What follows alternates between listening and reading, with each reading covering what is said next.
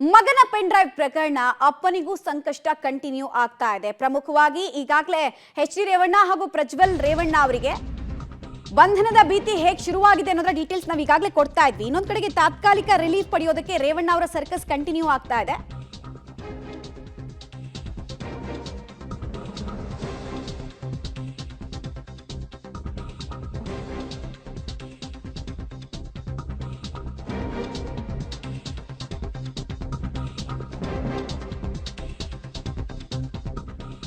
ಪರಮೇಶ್ವರ್ ಅವರು ಇನ್ನೊಂದು ಕಡೆಗೆ ರಿಯಾಕ್ಷನ್ ಕೊಡ್ತಾ ಇದ್ದಾರೆ. ಪ್ರಮುಖವಾಗಿ ಅವರು ಹೇಳ್ತಾ ಇರೋದಿಷ್ಟು, ಪ್ರಜ್ವಲ್ ರೇವಣ್ಣ ವಿರುದ್ಧ ದಾಖಲಾಗಿರುವಂತಹ ಪೆನ್ ಡ್ರೈವ್ ಲೈಂಗಿಕ ದೌರ್ಜನ್ಯ ಪ್ರಕರಣ ಹಾಗೂ ರೇಪ್ ಕೇಸ್ ವಿಚಾರಕ್ಕೆ ಸಂಬಂಧಪಟ್ಟಂತೆ ಕೆಲವೊಂದು ವಿಚಾರಗಳನ್ನ ಸಾರ್ವಜನಿಕವಾಗಿ ಹೇಳೋದಕ್ಕೆ ಆಗೋದಿಲ್ಲ.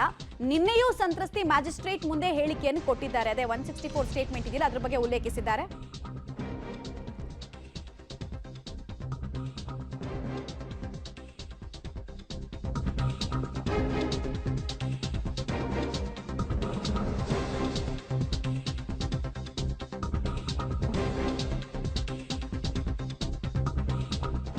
ಈ ಬೆನ್ನಲ್ಲೇ ಇವತ್ತು 11:30 ಅಷ್ಟೊತ್ತಿಗೆ ಬಹಳಷ್ಟು ನಿರೀಕ್ಷೆ ಅಂತೂ ಇದೆ ಒಂದು ಡೆವಲಪ್ಮೆಂಟ್ ಬಗ್ಗೆ. ಅದೇನು ಅಂತ ಹೇಳಿದ್ರೆ, ನಿರೀಕ್ಷಣಾ ಜಾಮೀನು ಅರ್ಜಿ ವಿಚಾರ ಏನಾಗುತ್ತೆ ಅಂತ.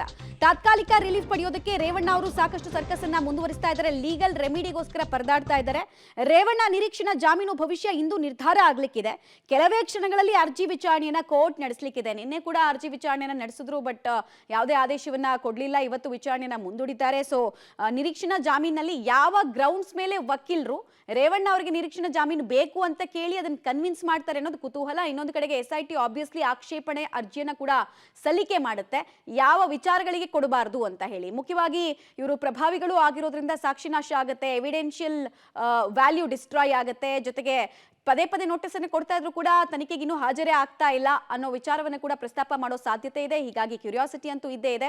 ಇಷ್ಟು ದಿನ ಬೇಲೆಬಲ್ ಸೆಕ್ಷನ್ಸ್ ಅನ್ನ ಹಾಕಲಾಗಿತ್ತು. 506, 354A, 354D ಎಲ್ಲ ಇನ್ಕ್ಲೂಡ್ ಆಗಿತ್ತು FIR ನಲ್ಲಿ. ಬಟ್ ನಿನ್ನೆಯಿಂದ ರೌಂಡ್ಸ್ ಆಗ್ತಾ ಇರೋದು 376 ಕ್ಲಾಸ್ 2 ಈ ಇದು ರೇಪ್ ಕೇಸ್ಗೆ ಸಂಬಂಧಪಟ್ಟಂತೆ ಇನ್ಕ್ಲೂಡ್ ಆಗಿರುವಂತಹ ಸೆಕ್ಷನ್. ಸೊ ಹೇಗೆ ನೋಡುತ್ತೆ ಕೋರ್ಟ್ ಇಡೀ ಪ್ರಕರಣವನ್ನ, ನಿರೀಕ್ಷಣಾ ಜಾಮೀನು ಕೊಡುತ್ತಾ ಅನ್ನೋದು ಪ್ರಶ್ನೆ. ಡೀಟೇಲ್ಸ್ ಕೊಡ್ತಾರೆ ನರಸಿಂಹಮೂರ್ತಿ, ನೇರ ಸಂಪರ್ಕದಲ್ಲಿ ಜಾಯಿನ್ ಆಗ್ತಾ ಇದ್ದಾರೆ. ನರಸಿಂಹಮೂರ್ತಿ, ಎಚ್ ಡಿ ರೇವಣ್ಣ ಪಾಲಿಗೆ ಇವತ್ತು ನಿರ್ಣಾಯಕ ದಿನ. ನಿನ್ನೆಯಿಂದ ಲೀಗಲ್ ರೆಮಿಡಿಗೋಸ್ಕರ ಪರದಾಡ್ತಾ ಇದ್ದಾರೆ. ಇವತ್ತೇನಾಗಬಹುದು, ಏನ್ ಎಕ್ಸ್ಪೆಕ್ಟೇಷನ್ಸ್ ಇಟ್ಕೊಳ್ಬಹುದು? SIT ಅಧಿಕಾರಿಗಳ ಆಕ್ಷೇಪಣೆ ಜೊತೆಗೆ ಡಿಫೆನ್ಸ್ ಲಾಯರ್ ಅಂದ್ರೆ ಎಚ್ ಡಿ ರೇವಣ್ಣ ಪರವಾಗಿ ಯಾವ್ಯಾವ ವಿಚಾರಗಳನ್ನ ಪ್ರಸ್ತಾಪ ಮಾಡಿದ್ದಾರೆ ಆಲ್ರೆಡಿ ಅಂತ?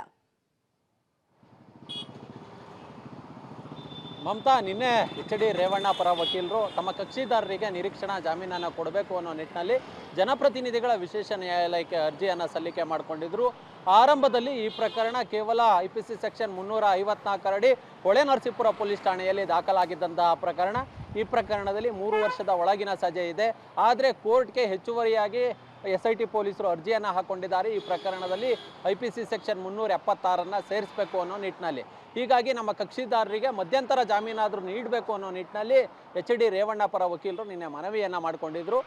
SITಗೆ ಆಕ್ಷೇಪಣೆಯನ್ನು ಸಲ್ಲಿಸೋದಕ್ಕೆ ಕಾಲಾವಕಾಶವನ್ನು ಕೊಟ್ಟು ಇವತ್ತು ಅರ್ಜಿ ವಿಚಾರಣೆಯನ್ನು ಮುಂದೂಡಿದರು. ಇನ್ನೇನು ಕೆಲವೇ ಕ್ಷಣಗಳಲ್ಲಿ ಎಚ್ ಡಿ ರೇವಣ್ಣ ಅವರ ನಿರೀಕ್ಷಣಾ ಜಾಮೀನಿನ ಅರ್ಜಿ ವಿಚಾರಣೆ ಆರಂಭವಾಗಲಿದೆ.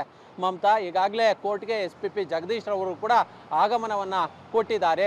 ಈಗಾಗಲೇ ಆಕ್ಷೇಪಣೆಯನ್ನು ಸಲ್ಲಿಸೋದಕ್ಕೆ SIT ಅಧಿಕಾರಿಗಳು ಸಿದ್ಧತೆಯನ್ನು ಮಾಡಿಕೊಂಡು ಕೂಡ ಹೋಗಿದ್ದಾರೆ.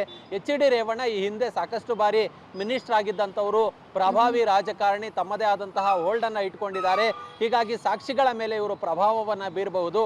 ಅದಲ್ಲದೆ ನಿನ್ನೆ ಇವರ ಮೇಲೆ KR ನಗರ ಪೊಲೀಸ್ ಠಾಣೆಯಲ್ಲಿ ಒಂದು FIR ಕೂಡ ದಾಖಲಾಗಿದೆ. ಅಕ್ರಮವಾಗಿ ಕಿಡ್ನಾಪ್ ಅನ್ನು ಮಾಡಿಟ್ಟು ಅಕ್ರಮ ಬಂಧನದಲ್ಲಿ ಇಟ್ಟಿದ್ದಾರೆ ಅನ್ನೋ ನಿಟ್ಟಿನಲ್ಲಿ FIR ದಾಖಲಾಗಿದೆ. ಹೀಗಾಗಿ ಇವರಿಗೆ ಈ ಕ್ಷಣದಲ್ಲಿ ಜಾಮೀನು ಕೊಟ್ಟರೆ ಅದು ಸಾಕ್ಷಿಗಳ ಮೇಲೆ ಪ್ರಭಾವ ಉಂಟಾಗಬಹುದು. ಈಗಾಗಲೇ 2-3 ಬಾರಿ ನೋಟಿಸನ್ನು ಕೊಟ್ಟರು ಸಹ ವಿಚಾರಣೆಗೆ ಹಾಜರಾಗಿಲ್ಲ ಅನ್ನೋ ನಿಟ್ಟಿನಲ್ಲಿ ಆಕ್ಷೇಪಣೆಯನ್ನು ಸಲ್ಲಿಸೋದಕ್ಕೆ SIT ಸಿದ್ಧತೆಯನ್ನು ಮಾಡಿಕೊಂಡಿದೆ. ಇನ್ನೇನು ಕೆಲವೇ ಕ್ಷಣಗಳಲ್ಲಿ ಅರ್ಜಿಯ ವಿಚಾರಣೆ ಆರಂಭವಾಗಲಿದೆ. ಮೊದಲಿಗೆ ಎಚ್ ಡಿ ರೇವಣ್ಣ ಅವರ ಅರ್ಜಿ ವಿಚಾರಣೆ ಇವತ್ತು ಲಿಸ್ಟ್ ಆಗಿದೆ. ಹೀಗಾಗಿ ಇನ್ನೇನು ಕೆಲವೇ ಕ್ಷಣಗಳಲ್ಲಿ ವಾದ ಪ್ರತಿವಾದಗಳು ನಡೆದು ತೀರ್ಪು ಹೊರಬರಬಹುದು. ಎಚ್ ಡಿ ರೇವಣ್ಣ ಅವರಿಗೆ ನಿರೀಕ್ಷಣಾ ಜಾಮೀನು ಸಿಗುತ್ತಾ ಅಥವಾ ನಿರೀಕ್ಷಣಾ ಜಾಮೀನಿನ ಅರ್ಜಿ ಕ್ಯಾನ್ಸಲ್ ಆಗುತ್ತಾ ಗೊತ್ತಿಲ್ಲ.